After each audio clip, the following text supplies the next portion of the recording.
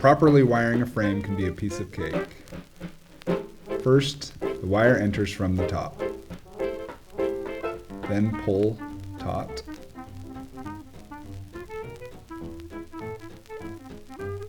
The wire then travels over the top of the hanging portion of the wire, and then it returns up through the bottom of the ring.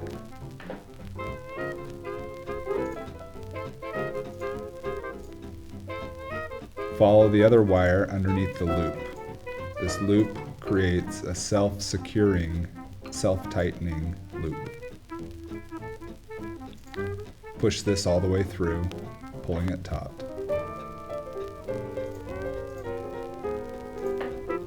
And then coil the excess around the existing cable.